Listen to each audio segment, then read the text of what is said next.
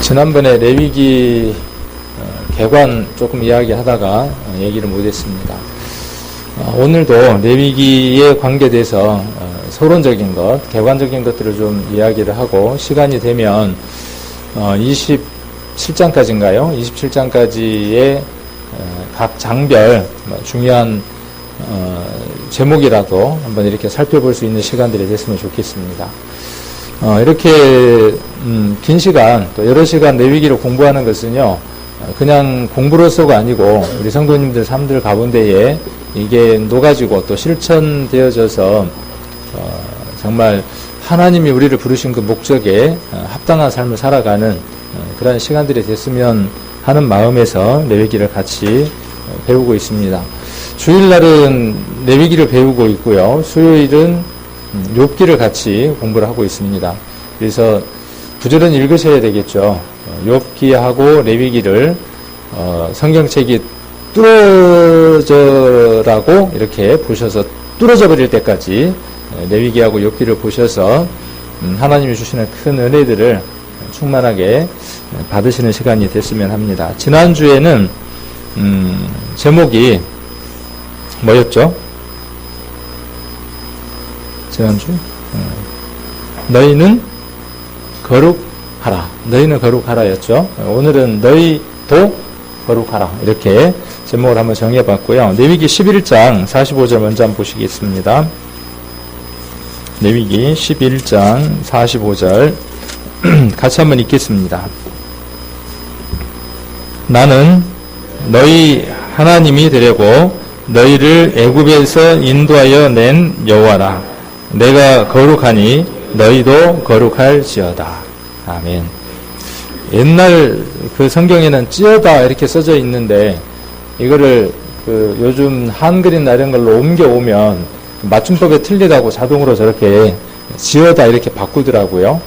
그래서 성경은 찌어다로 써져 있습니다. 근데 한글 표기법에 저렇게 이제 바뀌어서 바뀐 거니까 내 성경하고 틀리다 이렇게 생각하지 마시고 그런 사연 때문에 그렇습니다.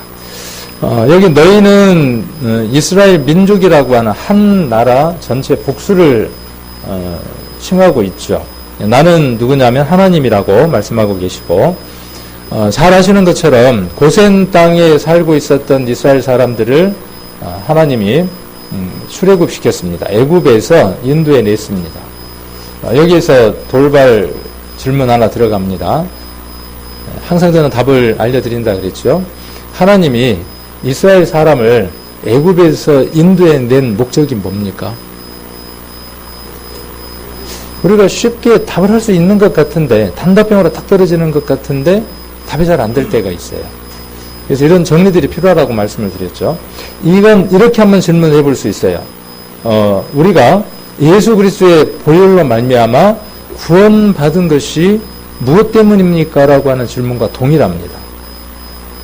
똑같은 질문을 지금 구약적인 질문과 신약적인 질문으로 이렇게 그러니까 구속이라고 하는 것으로 보는 것과 그 다음에 구약에서 교훈으로 보는 것과 차이라고 하겠죠.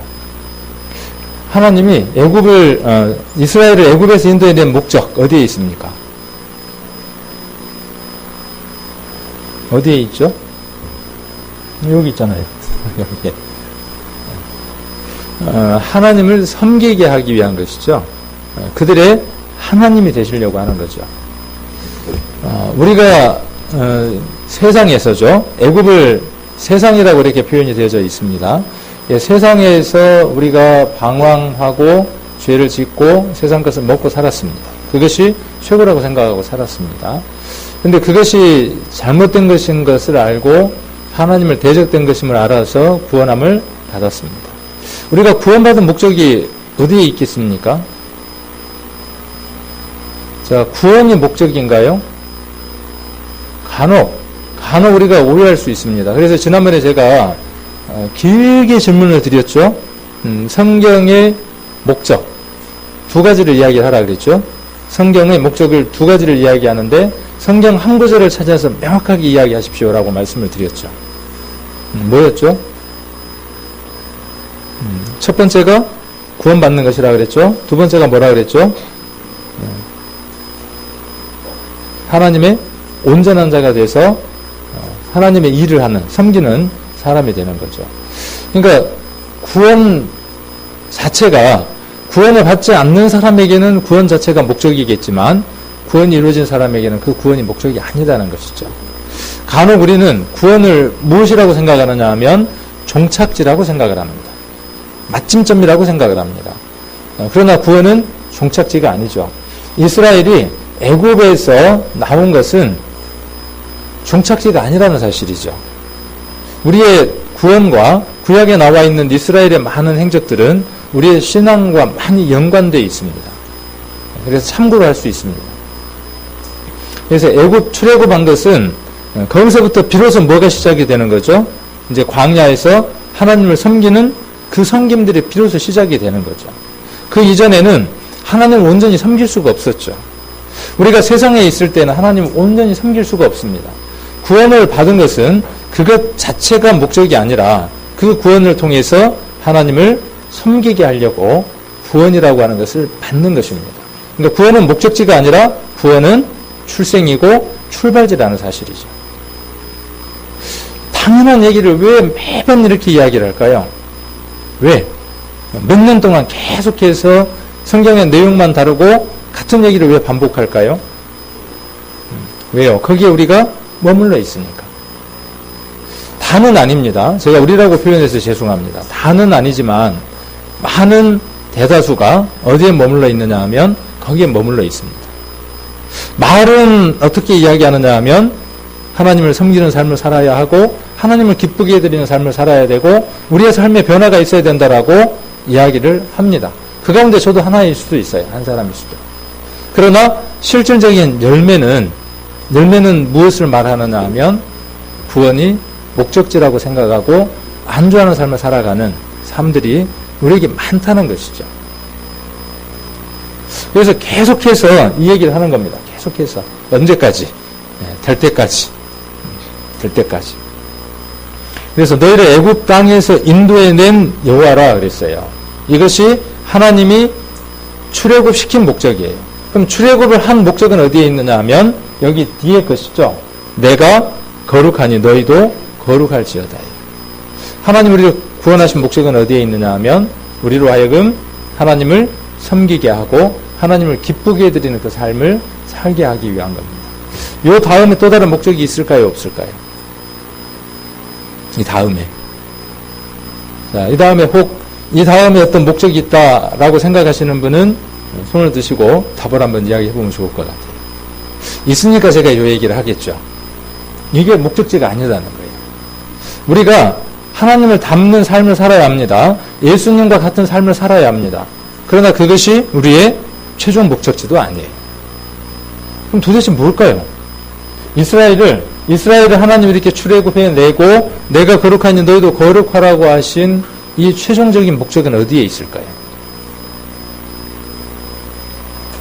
이렇게 침묵이 좀 흐르게끔 조용히 해야 생각도 하고 그 다음 얘기가 더 깊이 들어가니까 하나님이 이스라엘을 선택하신 목적은요, 이방에 하나님을 선포하기 위한 겁니다.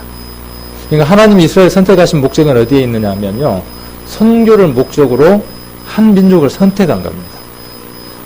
하나님이 어떤 분이고 하나님을 섬겼을 때 어떤 일들이 일어나고 하나님을 불순종했을 때 어떠한 일들이 일어나는가 하는 것들을 보여주기 위한 표본으로서 이스라엘을 선택하신 겁니다. 그래서 만방에 하나님을 섬기고 하나님을 기쁘게 하는 그 삶들을 살아가게 하기 위해서 하나님이 이스라엘을 선택하시고 구원하시고 그 다음에 거룩하게 하라고 말씀하고 계시고 그 다음 목적이 어디에 있느냐 하면 그걸 통해서 세상 사람들이 이스라엘을 보니까 하나님이 있구나. 그들의 하나님이 우리의 하나님이 되어야 하는구나 하는 걸 깨닫게 하기 위한 것이죠. 이것을 우리에게 한번 적용을 해봅시다. 동일하게. 하나님이 우리를 구원하신 목적이 어디에 있습니까? 구원 자체에 있는 게 아니라 하나님을 섬기게 하기 위한 것이죠. 그리고 두 번째가 뭐냐 하면 하나님이 거룩하니 동일하게 우리도 거룩하라고 말씀하시는 거죠. 우리를 부르신 자가, 우리를 구원하신 자가, 우리에게 생명을 주신 자가 거룩한 분이니까 그 거룩한 자답게 삶을 살아가라는 겁니다. 그러면 그 최종적인 목적이 거기에 있습니까? 최종적인 목적이 거기에 있냐는 거죠. 아닙니다. 그걸 통해서 내게 가장 가까이 있는 사람들에게 나와 같은 삶들이 반복되기를 원하는 거죠. 구원받기를 원하는 겁니다. 그것이 하나님이 우리를 부르신 최종적인 목적입니다. 혹 우리가 거룩함이라고 하는 것은 과정 가운데 있기 때문에 주님 만날 때까지는 우리의 몸이, 우리의 생각이 완벽하게 거룩해질 수는 없죠. 과정 가운데 있으니까.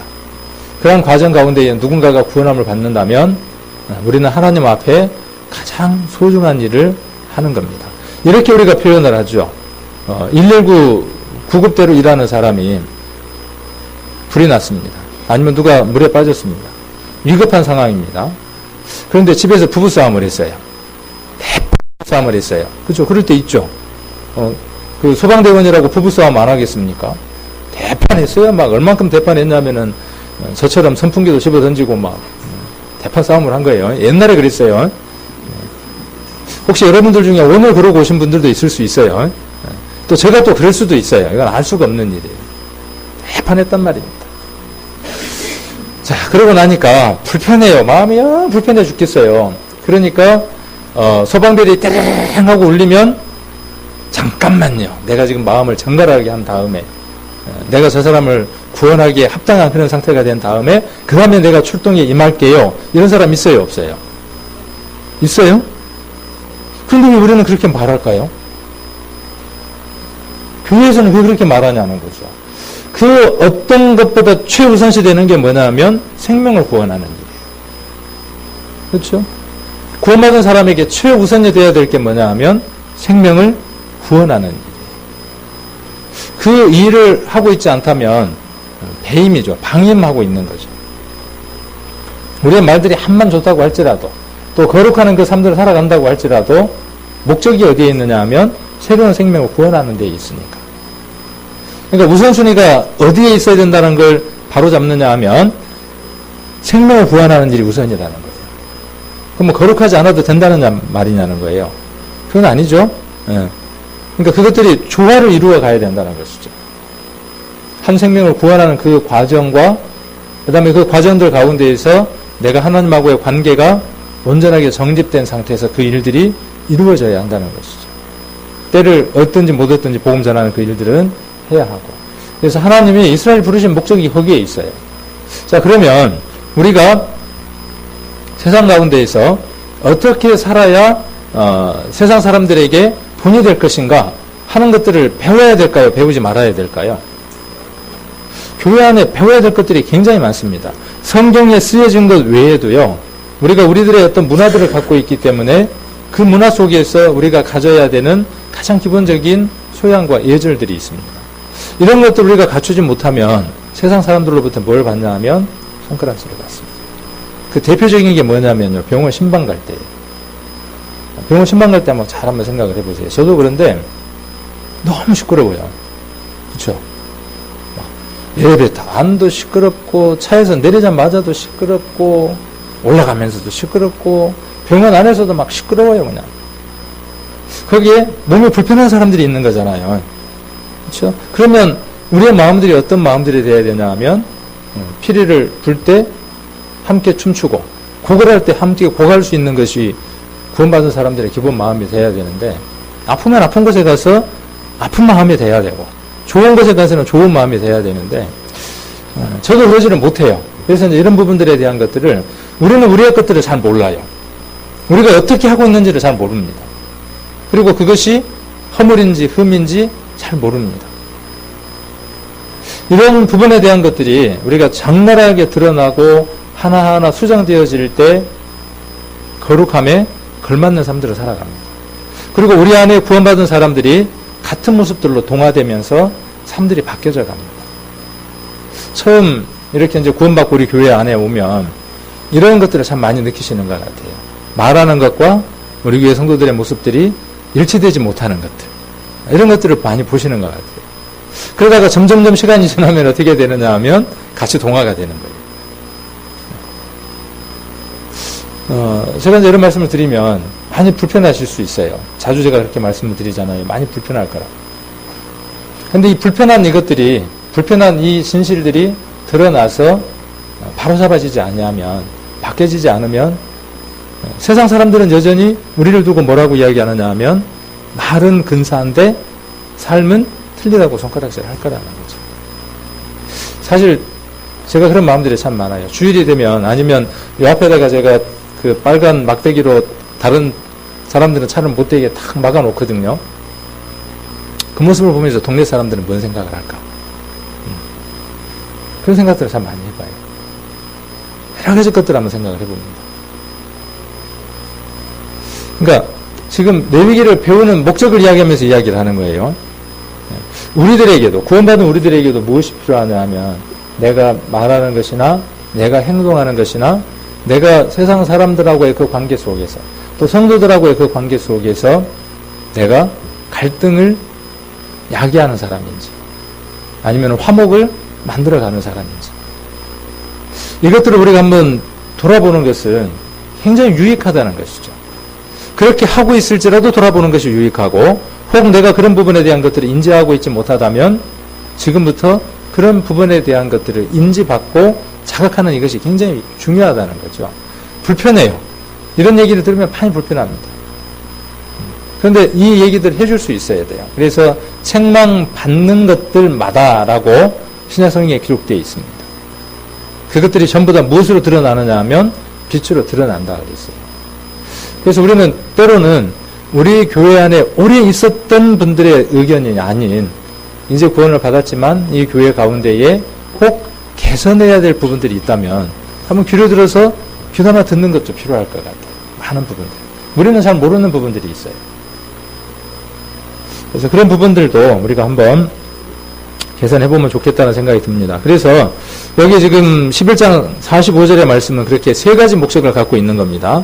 첫 번째가 구원이고, 두 번째가 그 구원에 걸맞는 삶이고, 그 다음에 생략 되어져 있고 지금 적혀져 있지 않지만 선교를 전 세계의 모든 사람들에게 하나님 계심을 드러내고 그들에게 영원한 하나님 나라를 주시려고 하는 그 일을 이스라엘을 통해서 이루시겠다고 하는 하나님의 뜻들이 이 속에 들어 있습니다. 하나님이 우리를 부르신 목적도 거기에 있습니다. 네, 이게 이제 서론적인 거니까 그냥 편하게 이렇게 쭉 들으시면 될 것 같습니다. 지금부터. 레위기의 6하 원칙이 아니고 7하 원칙 해가지고 한번 살펴보려고 합니다. 레위기가 언제 기록됐냐? 언제 기록됐냐 하면 이스라엘 백성이 회막을 다 지은 이후에 레위기가 기록이 됐습니다. 그 다음 어디서 기록이 됐느냐 하면 시내산 회막에서 레위기가 기록이 됐습니다. 그리고 누가 기록을 했을까요? 누가? 하나님께서 레위기에 있는 내용들을 일러주셨죠. 모든 그 성경들을 쭉 읽으면 줄거리가 나와요. 얘기에 줄거리가 있어요. 그런데 유일하게 줄거리를 만들 수 없는 책이 레위기예요. 왜요? 이렇게 하라는 내용이기 때문에 어떤 줄거리를 잡을 수는 없어요. 자, 그 다음에 누구에게 하신 것이죠?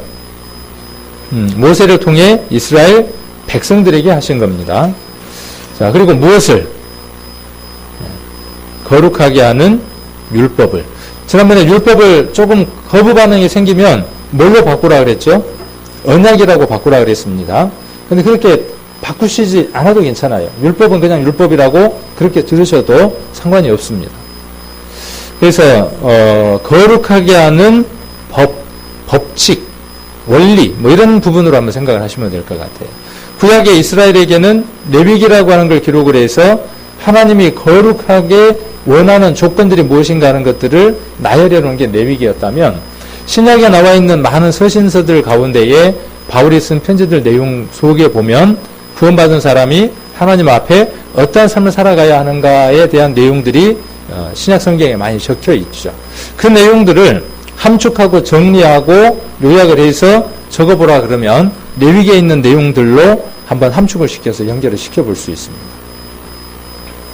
자, 그 다음 어떻게 라고 이야기를 합니다. 어떻게 모세를 부르셔서, 그리고 왜, 무엇 때문에 레위기를 기록했냐는 거죠. 하나님의 소유 삼기 위해서죠. 레위기 20장 한번 찾아보겠습니다. 20장 26절.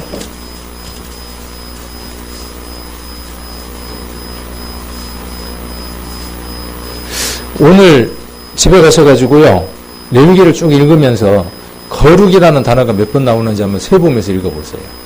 그러니까 레위기를 여러 번 읽어야 되는데, 읽을 때 거룩이 몇 번 나오는지, 1장부터 시작해서 거룩 나오면 동그라미 치고 1, 그 다음에 또 나오면 동그라미 치고 2, 그래갖고 이렇게 읽어 나가면 거룩이 몇 번 나오는지를 한번 세보면 좋을 것 같아요.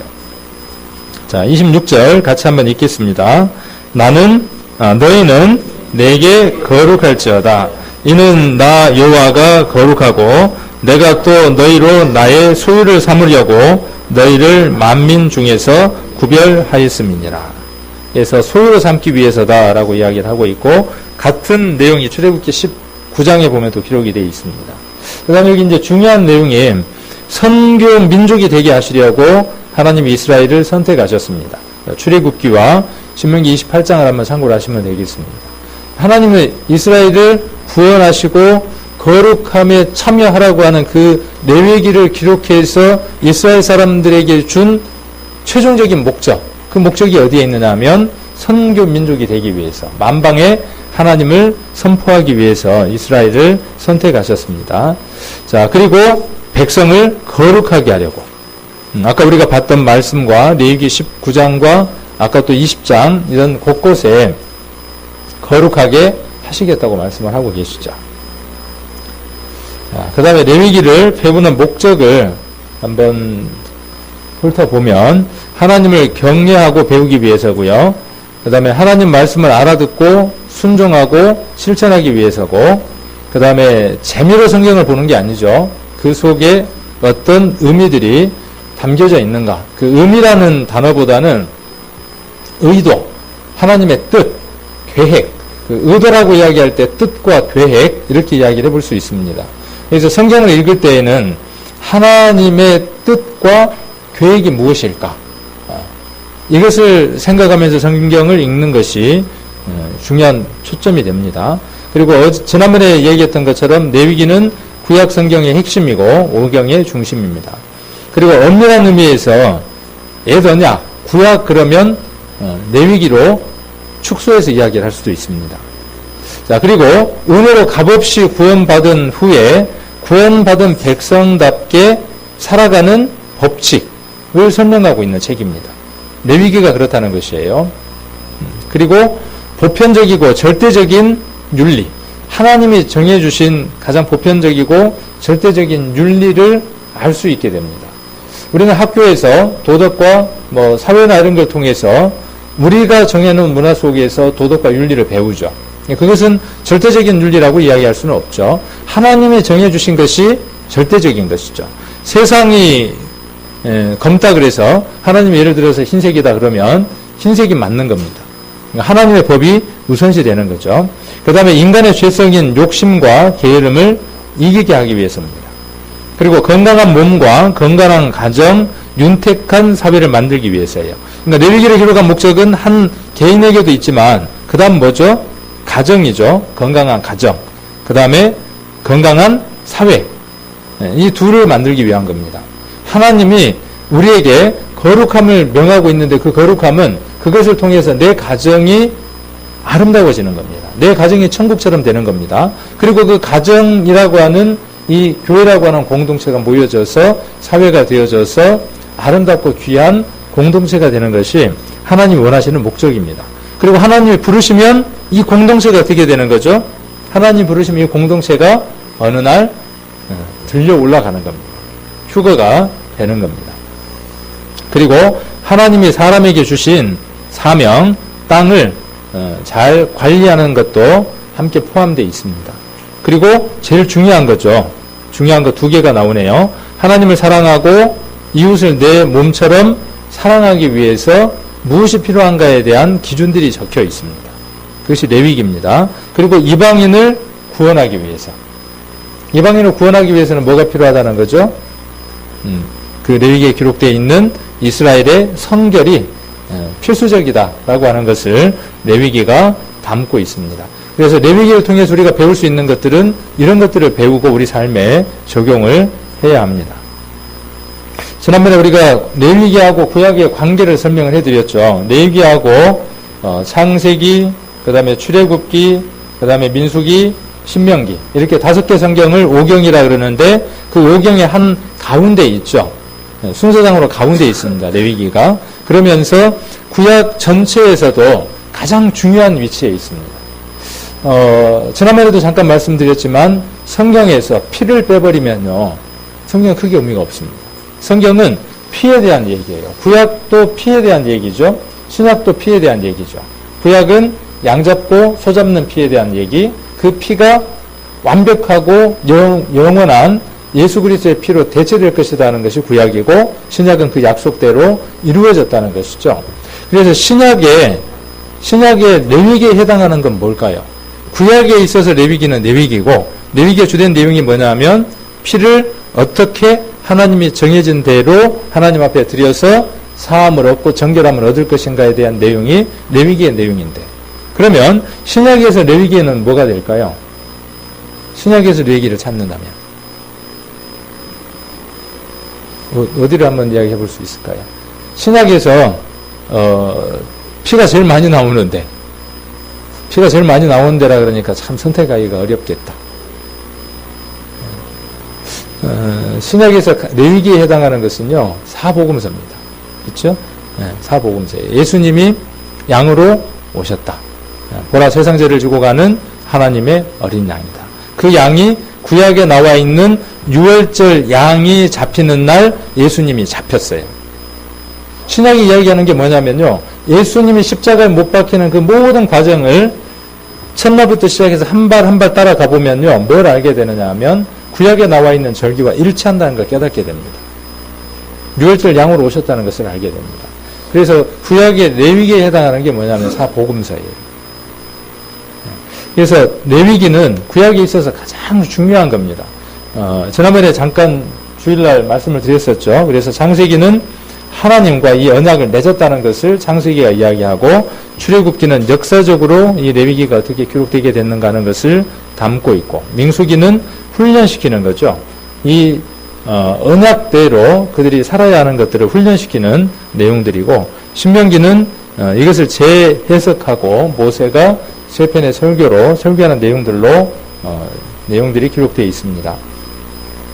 그리고 역사서 12권이 있고 그 다음에 시가서가 있고 그 다음에 예언서가 있죠. 이번에 교회학교 2박 3일 이렇게 수련회를 했어요. 그렇죠? 했는데 참 보기 좋았던 것 같아요. 뭐 밖에 나가면 덥잖아요. 그런데 이 교회에서 에어컨 켜놓고 시원한 곳에서 아주 알차게 할 수 있었던 것 같아요.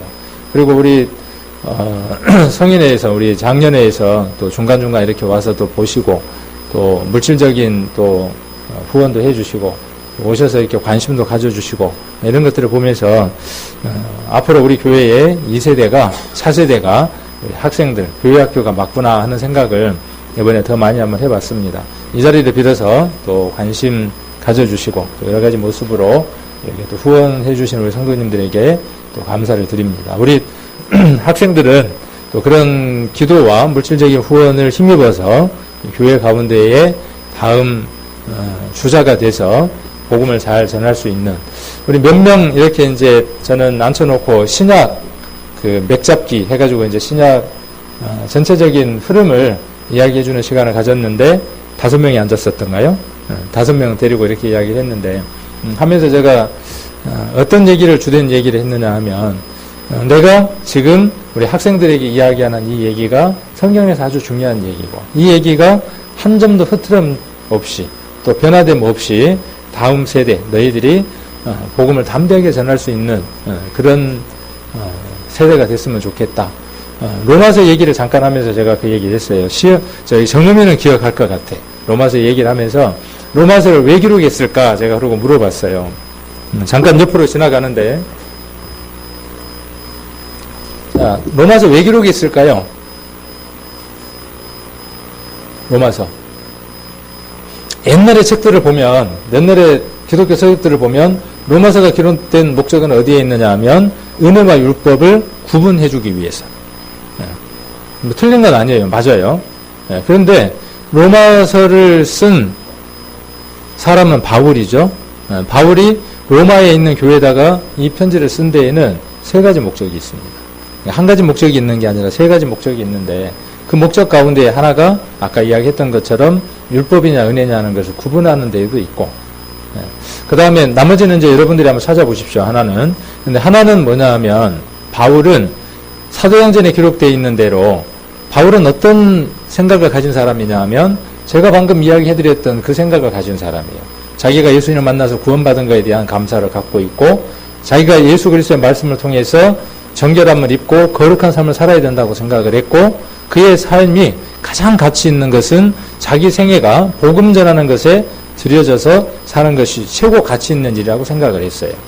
그래서 사도행전에 기록되어 있는 대로 예루살렘과 유대와 사마리아와 땅끝까지 복음 전하는 것을 바울은 최고의 사명으로 삼았습니다. 우리도 그게 사명이 돼야 돼요. 성경을 보는 사람은 그것에 공감하게 되고 그 일을 위해서 삽니다. 방향이 같아지니까. 근데 바울이 생각할 때 땅끝이 어디였을까요? 바울이 생각할 때 땅끝이 어디였느냐 하면 서바나였어요. 스페인이었어요. 그래서 바울은 어디를 가고 싶었냐 하면 복음을 전체를 전하고 터키 지방과 그리스 지방과 이런 쪽에 복음을 전하고 어디로 가고 싶었냐 하면 땅끝까지 가고 싶었어요. 그래서 땅끝까지 가려면 어디를 통해서 갈 수밖에 없냐 하면 지형적인 것이 로마를 통해서 그 다음 스페인으로 건너가야 돼요. 그러기 위해서는 로마의 재정적인 것과 기도가 절대적으로 필요했어요. 그래서 1장에 운을 띄웁니다. 살짝이 운을 띄우고 일단 한번 읽어보십시오. 이 생각을 갖고 그 다음에 14장, 15장, 16장에 넘어가면 그 내용들을 본격적으로 이야기를 합니다. 드러내놓고 이야기를 합니다. 내가 여러 번 로마에 가고 싶었다. 여러 차례 가고 싶었다. 그러나 갈 길이 막혔었다. 지금도 내가 가고 싶다. 로마는 여러분들이 잘 아시는 것처럼 바울이 세운 교회가 아닙니다. 로마 교회는 바울이 세운 교회가 아니에요. 아마 추측건대 사도행전 2장에 기록되어 있는 것처럼 성령이 임해서 각 나라 방언들로 복음을 들을 때 그때 로마 사람들도 포함되어 있었어요. 로마에서 온 사람들도 그들이 교회를 형성했을 것이라고 생각을 합니다. 그들에게 복음에 대한 확신들이 필요했기 때문에 은혜와 율법에 대한 이야기들을 했습니다.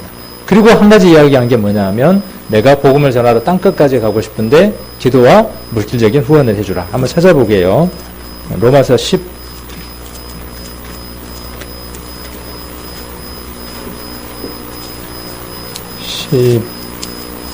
15장입니다. 로마서 15장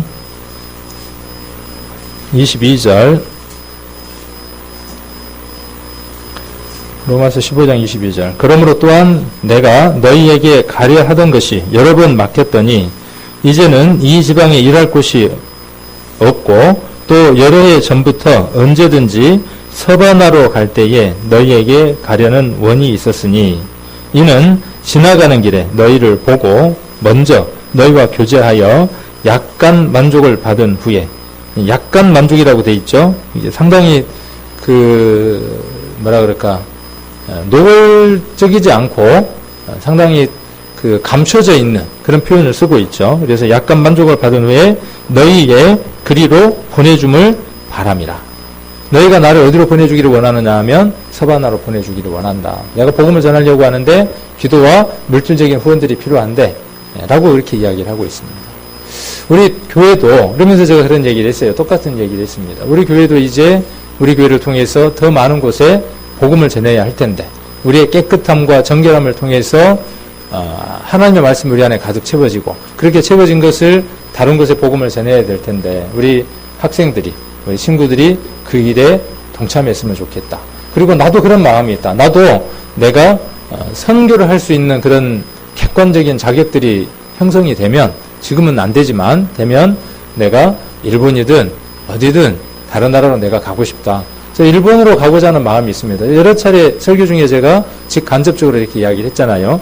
아마 바울이 그렇게 이야기하는 거하고 비슷할 것 같아요. 바울이 이야기하다가 중간중간 이렇게 운을 띄우는 것처럼 저도 마찬가지입니다. 저도 여러분들에게 이렇게 이야기할 수 있죠. 제가 일본에 선교를 가려고 하는데 우리 성도님들이 일본으로 보내줌을 원합니다. 이렇게 이야기할 수 있겠죠. 그럴 때에 꼭 물질만 원하는 게 아니죠. 우리 성도님들의 기도가 함께 있어야 하고 또 물질적인 후원이 함께 있어야 하겠죠. 이 일들을 저와 여러분들이 해낼 수 있다는 겁니다. 하나님이 우리에게 원하시는 게 뭐냐 하면 우리 이 교회를 통해서 하나님은 무엇을 하시고자 하느냐 하면 우리에게서 더 많은 복음이 형성이 되고 더 많은 교회들이 형성되는 것을 하나님이 원하신다는 사실이죠. 이 꿈을, 이 생각을 저만 품고 있는 게 아니라 저와 여러분들이 함께 품는 겁니다. 그러니까 레위기를 공부하고자 하는 목적도 여기에 있습니다. 그러기 위해서는 우리의 마음들과 우리의 생각들이 하나님 안에서 하나님의 것들로만 온전하게 채워져야 한다는 거죠. 뭐가 가치 있고 뭐가 우선인지를 알아야 이 일들을 이룰 수 있다는 거죠. 그래서 제가 어떤 형편과 상황들이 형편이 돼서 일본에 가서 복음을 전할 수 있고, 그리고 우리 성도님들이 물질적인 후원을 할 수도 있고, 아니면 이곳에서 훈련받고 믿음 안에서 형성된 어느 형제가 또 다른 곳에 가서 교회를 형성하고 복음을 전할 수 있고, 그러면서 그런 얘기를 했어요. 초대교회는 어떻게 형성이 됐느냐 하면 가정으로 교회가 형성이 됐다. 기억나지? 정음이 형제. 네. 가정별로 교회가 형성이 됐어요. 어디에 있는 가정교회 이렇게 표현되어집니다. 그래서 복음 우리 그렇게 전해졌잖아요. 우리가 그렇게 받았잖아요. 처음 이곳에도 몇 가정이 교회가 형성이 되고 그 가정들이 헌신하고 물질을 투자하고 모든 것들을 그곳에다가 쏟았잖아요. 그러면 이제 우리가 이렇게 어느 정도 형성이 됐으면 이걸 통해서 하나님 원하시는 것은 뭐냐 하면 이 교회가 다시 그 일을 하기를 원하는 겁니다. 우리의 가정들 중에 누군가가 어디로 가기를 원하는 겁니다. 사도행전에 원하는 것이 그것이었던 것처럼 우리가 어느 가정에 가기를 원하는 거예요. 여기에 머물러 있는 게 아니라. 그런데 예수님이 변화됐을 때에 초막셋을 짓고 여기가 조사원이 했던 것처럼 우리도 똑같은 마음을 갖고 있습니다. 이대로 괜찮으니 이곳에 교회도 있고 성도도 어느 정도 채워지고 모든 조건들이 채워졌으니까 여기가 조사원이라고 하고 있다는 거죠. 고생은 싫죠. 저부터도. 저도 암담해요. 어디로 가려고 하면. 만일 일본으로 간다. 언어도 못해요. 문화도 틀려요. 먹는 것도 상당히 까탈스러운데 참 힘들 것 같아. 모든 것들이 다 힘들 것 같아요. 근데 하나님 우리에게 원하시는 것은 뭐냐 하면요. 우리 각각의 개개인들이 그 마음들을 품는 겁니다. 그리고 그 마음들을 품으면 어떤 사람에게는 가게 하는 환경을 만드시고 어떤 사람에게는 물질로 후원하는 환경을 만드시고 어느 사람에게는 기도하게 하신다는 거죠. 근데 어느 때부턴가 이것들이 끊겨졌습니다.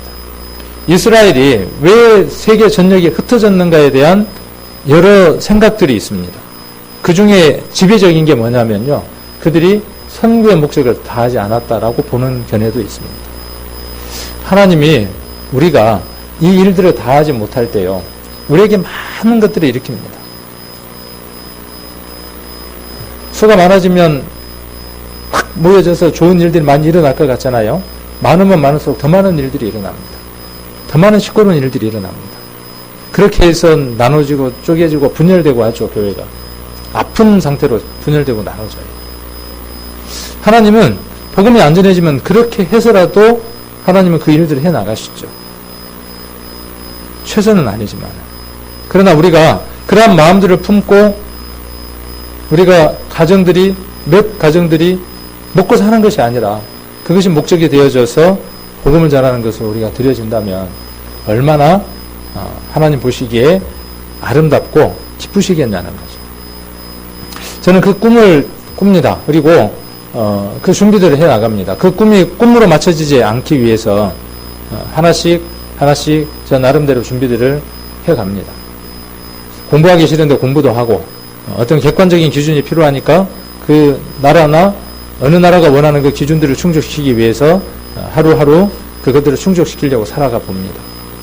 우리 성도님들에게는 어떤 목적지들이 있습니까? 어떤 꿈들이 있고 그 꿈들을 이루기 위해서 하루하루를 어떤 시간들을 보내고 있습니까?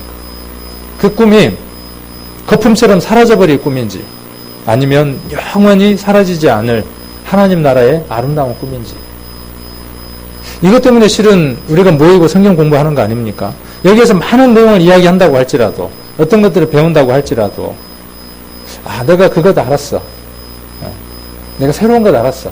또 내가 이미 알고 있었던 거지만 그게 맞아. 그것도 우리에게 즐거움을 주지만 그것보다 더 중요한 것은 뭐냐 하면 우리들의 마음들이 성경을 읽을 때 이 마음들로 바뀌어져야 된다는 거죠. 우리 교회에서 목사 된다 그러면 엄마가 말릴까요, 안 말릴까요? 좀 공부를 못하는 아들이 목사 된다 그러면 해라 그럴 거예요. 그럴 수 있을 것 같아요. 왜 그럴까요? 왜? 이제 그런 면도 있을 거예요. 목사라는 사람이 여기 지금 기록되어 있는 것처럼 그렇게 성결되고 깨끗한 삶을, 본이 될 만한 삶을 살지 않기 때문에 그럴 수도 있을 겁니다. 그러나 그 외에 다른 부분의 것들도 분명히 있을 거예요. 본질적인 것 때문에 힘든 게 아니라 비본질적인 것 때문에 힘들다 보니까, 그러니까 그거 하지 말고 다른 걸로 어떻게 하라는 거죠? 다른 걸로 하나님 섬기라는 거예요. 근데 제가 봤을 때는 하나님 앞에 가장 귀하고 하나님을 잘 섬길 수 있고 하나님 앞에 칭찬받을 수 있는, 또 책망도 많이 받겠지만 그 일이 이 일을 하는 것이라는 생각이 들어요. 딸은 절대로 시킬 수 없는 일이잖아요. 아들만 시킬 수 있는 일이잖아요. 자, 요거 이야기하다가 엉뚱한 데로 많이 흘렀습니다. 그래서 요 공부를 좀 했어요. 우리 이제 학생들하고 이제 함께 했는데, 그래서 이렇게 연대를 기준으로 해서 성경을 한번 나눠볼 수 있어요. 아까 성경을 보니까 어떻게 돼 있었냐 하면 이렇게 돼 있었죠. 그 역사서가 12권이고 시가서가 5권이고 예언서가 17권이었죠. 그래서 합치니까 몇 권이죠? 5, 12, 5, 17. 그러니까 몇 권이죠? 39권. 세워보나 안 세워보나. 그래서 이런 부분도 우리가 알아야 될 필요가 있어요. 성경을 앞으로 공부를 하실 때 성경이 어떻게 구성이 되어 있고 어떻게 쓰여졌는가에 대한 흐름들을 연대별로 성경을 이해를 하지를 못하면 오해를 만들어낼 수 있습니다. 그리고 성경의 말씀이 온전하게 적용이 또 되어질 수 없을 때도 있어요. 그래서 성경을 이렇게 연대별로 공부하는 것도 우리에게 많이 유익합니다. 그래서 오늘은 제가 보고 싶은 것은 그 내용을 보고 싶은 게 아니고 성경이 어떻게 위치를 하고 있는가에 대한 내용들만 좀 보고 싶어서 이것을 찾았습니다. 자, 레위기가 어디만큼 있죠? 요 BC 2000년부터 쭉 역사가 시작이 되죠. 연대가 출발이 되는데 창세기는 어디 있고 출애굽기는 어디 있고 레위기는 어디 있고 민수기, 신명기, 욥기 이런 것들이 어디에 위치하고 있는가를 한번 봐보세요. 그러니까 레위기가 민수기, 신명기 있을 때 레위기가 어디만큼 위치하고 있는지, 레위기는 여기 있죠. 그래서 참고를 하시고, 그 다음에 여호수아가 있고, 요 지금 여호수아라고 하는 이 색깔이 무슨 색깔이죠? 저 색깔이 여호수아 색깔. 무슨 색이죠? 요 색에 해당하는 성경들이 있고, 지금 요 색에 해당하는 게 5권이니까 모세 5경이 되겠죠. 그리고 지금 이 색에 해당하는 것들이 역사서가 되겠죠. 역사의 관계에 대해서 지금 이야기하는 것들이니까. 그래서 여호수아, 사사기, 룻기, 사무엘 상하, 그 다음에 역대 상하, 열왕기 상하 이렇게 돼 있죠. 그 다음에 밑에 보시면 시가서라고 4권이 있죠. 그러니까 시간 연대순으로 봤을 때에는 이 시편, 아가, 전도서, 잠언이 역사서 속에 포함되어져 있는 부분들이죠. 근데 욥기는 어디에 가 있죠? 시가서라고 하는 그 욥기가 욥기, 시편, 잠언, 전도서 이렇게 되어 있는데 그 욥기가 연대순으로 봤을 때에는 성경의 선수하고는 같지 않다는 걸 알 수 있죠. 욥기가 어디하고 순서가 같지 않느냐 하면 우리가 앞에 봤던 것처럼 창세기하고 연대가 같은 걸 볼 수 있죠. 그래서 이런 흐름들을 우리가 이해하기 위해서는 이런 도표들을 많이 두는 게 필요합니다. 그리고 이런 프린트물들을 두고 성경을 보는 것이 많은 유익을 줍니다. 자, 그 다음에 예언서들이 있죠. 선지서라고 하는 선지서들이 있습니다. 그래서 이렇게 선지서들이 있고 이렇게 해서 14권의 남유다에서 활약한 예언서 14권이 있습니다. 이런 것들도 한번 참고로 하시면 좋겠습니다. 그 다음에 레위기 서론을 한번 살펴보면 레위기는 언약 백성인 이스라엘의 성결에 대해서 이야기를 하고 레위기를 쓴 사람은 누구냐 하면 모세고 기록 장소는 시내산, 시내광야, 그 다음에 기록 연대는 1446년에서 1405년 정확한 건 아니고 대략 대상은 이스라엘 백성, 그 다음에 레위기의 주제는 뭘까요? 레위기의 큰 주제 두 개는 지난주에 제가 말씀을 드렸어요. 레위기에 그러면은 레위기의 중요한 내용 대지 큰 주제 둘은 뭔가 이제 먼저 잡아야 되겠죠. 그게 지난번에 레위기 19장 2절이었어요. 한 부분은 뭐냐면 하나님께 나아가는 방법이에요. 그래서 레위기는 두 부분으로 나눌 수 있습니다. 레위기 1장부터 10장까지. 그 다음에 11장부터 시작해서 27장까지. 우선은 두 부분으로 나눠볼 수 있는데 앞부분은 어떻게 하면 하나님께 갈 수 있냐는 거예요. 그러니까 우리식 표현으로 치면 어떻게 하면 구원받냐는 거예요. 10장까지의 내용이. 그 다음에 11장부터 27장까지의 내용은 뭐냐 하면 그 다음 내용은 구원받은 사람이 하나님의 백성이 됐으니까 그 백성이 하나님을 어떻게 기쁘게 드리고 어떤 모습으로 살아야 하는가, 개인적인 것과 그 다음에 가정적인 것과 사회적인 것으로 어떻게 살아야 하는가에 대한 내용들을 11장부터 시작해서 27장까지 담고 있습니다. 그래서 내가 거룩하니 앞부분에 해당하는 게 뭐냐 하면 하나님께 나아가는 길이에요. 그 다음에 너희도 거룩하라 하는 게 뭔 부분이냐 하면 하나님과 교제하는 뒷부분이에요. 그래서 이렇게 크게 두 부분으로 나눠볼 수 있고 구분은 조금 이따가 한번 잘 보이는 것으로 한번 볼 수 있도록 하고요. 배경은 시내산, 그 다음에 요절은 아까 우리가 말씀드렸던 것처럼 19장 2절입니다. 그러니까 내가 거룩하니 너희도 거룩하라고 하는 이 중요한 핵심이 레위기의 전체 내용입니다. 레위기의 구조를 보시면 하나님께 나아가는 길이 1장부터 10장까지의 내용이고 그 다음에 하나님과의 교제하는 길이 11장부터 27장까지의 내용입니다. 그래서 1장부터 10장까지의 내용을 보면 어떤 내용이 주된 내용을 이루고 있느냐 하면 이건 이제 앞으로는 외우는 수밖에 없어요. 외워야 하고. 그래서 번제, 소제, 화목제, 속제제, 속건제. 이 내용이 1장부터 10장까지 쭉 이야기를 하고 있습니다. 그 다음에 11장은 정결법에 대한 내용이 나오죠. 그러니까 부정한 것, 정한 것에 대한 내용들이 기록이 되어 있고 정결법에 대한 내용이 11장에서 15장까지 그 다음에 대속죄에 대한 내용이 16장에 나옵니다. 우리가 전도집회 때 주로 들었던 내용이 어떤 거냐 하면 16장에 관한 내용입니다. 16장과 17장에 대한 내용을 우리가 전도집회 때 많이 들었습니다. 그리고 이것이 많은 오해를 불러일으킵니다. 그래서 레위기를 바르게 공부하는 게 굉장히 중요해요. 레위기는 출발이 16장부터 출발하지 않고 1장부터 출발한다는 거예요. 16장은 어디에 해당하느냐 하면 하나님과의 교제하는 길 가운데에 16장이 포함되어 있다는 것을 염두에 두고 16장을 읽어야 한다는 것이죠. 그래서 이런 부분들도 우리가 굉장히 중요합니다.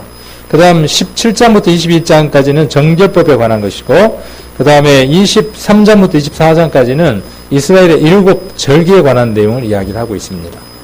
그래서 레위기를 공부할 때 이 내용들을 꼭 머릿속에다가 두고 공부를 하셔야 되겠죠. 오늘은 시간이 많이 갔으니까 다음에는 좀 더 디테일하게 장별로 이렇게 공부를 하는 시간들을 한번 가져보도록 하겠습니다. 오늘은 레위기 11장 아까 몇 절이었죠?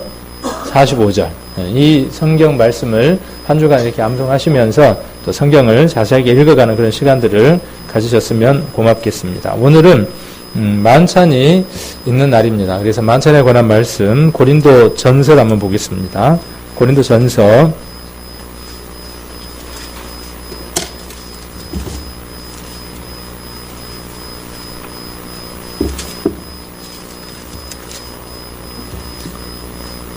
10장입니다.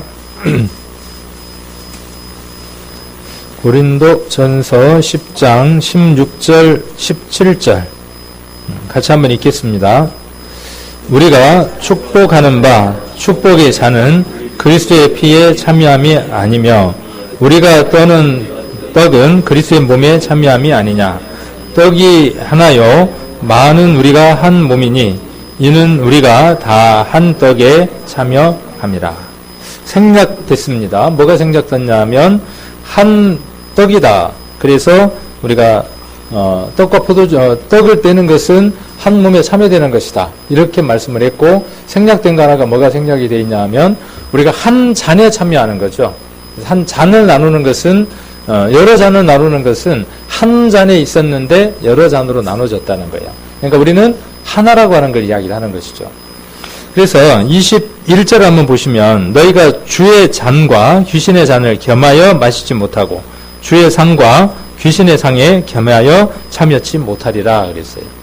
그래서 우리가 오늘 이 만찬을 하기에 앞서서 우리가 한번 생각하고 점검해 봐야 될 게 뭐냐 하면 우리가 과연 지금까지의 시간들을 보내면서 어떤 잔과 어떤 상에 우리가 먹고 마셨는가를 한번 돌아볼 필요가 있다는 겁니다.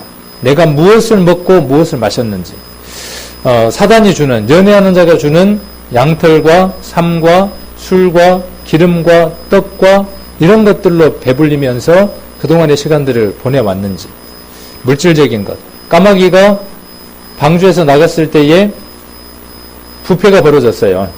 얼마나 즐거웠겠어요. 그 시신들을 뜯어먹느라고. 근데 비둘기는 마른 땅을 만나지 못해서 다시 돌아오는 것을 볼 수 있죠. 우리의 삶은 우리가 함께 나누지 말아야 할 그 상에 참여하지 않는 겁니다. 하나님께로 돌아오는 겁니다. 사단은 무엇을 원하느냐 하면 썩어져 버릴 것, 없어져 버릴 것, 거품이 될 것들을 베풀어 놓고 그것이 가치 있고 그것이 의미 있는 것처럼 늘 만찬을 벌려놓습니다. 사단의 만찬을 벌려놨어요. 오늘 우리도 뭘 하죠? 우리도 주에 만찬을 하고 있네요. 근데 그들도 뭘 벌리느냐 하면 쫙 펼쳐놓는 겁니다. 마실 것과 먹을 것을 펼쳐놓고 우리를 유혹하는 겁니다. 먹으라고 유혹하는 거예요. 마시라고 유혹하는 겁니다. 여러분 어떻게 하실랍니까? 실은 이 하루에 한 달에 한 번 하는 이 만찬은 예식으로서 그쳐서는 안 되는 일들이죠. 이거 우리가 하는 목적은 어디에 있느냐 하면 우리가 우리에게 주어지는 그 시간들 속에서 사단이 주어지는 그 모든 만찬을 내가 뿌리치겠습니다라는 거예요.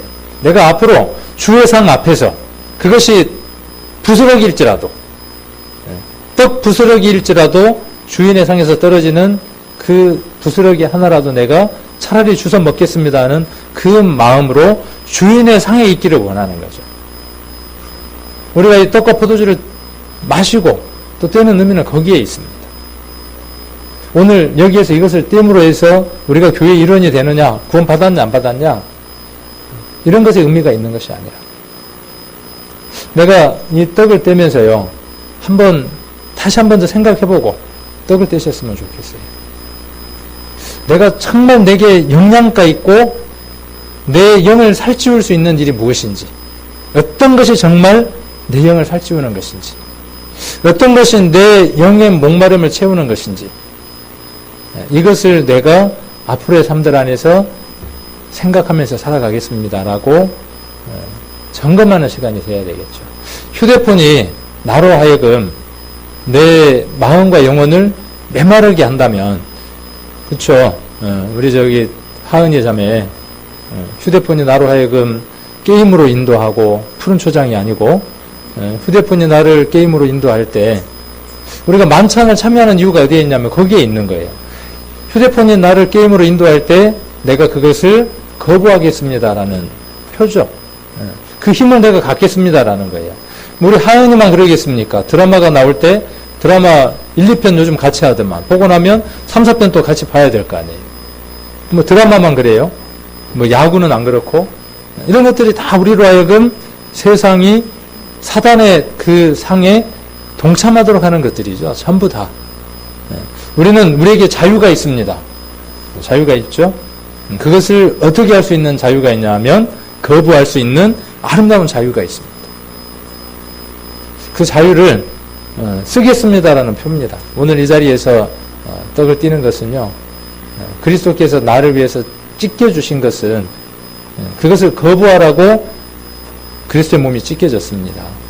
나를 위해서 6시간 동안 십자가에서 피를 흘리고 심장이 숨을 쉴 때마다 고통스러워서 받는 그 압박에도 불구하고 마지막 피 한 방울까지 흘리기 위해서 쓸개탄 포도주를 마시지 않고 신 포도주를 드셨던 그 예수님의 피가 나로 하여금 나를 더럽히는, 그죠? 우리가 거룩함에 참여하는 것이라 그랬으니까 나를 더럽히는 그 모든 것들로부터 내가 자유하겠습니다라고, 내가 자유의지를 발동하겠습니다라고 하는 그 강한 표현이 오늘 만찬을 나누는 겁니다. 그래서 형식적으로 하지 마시고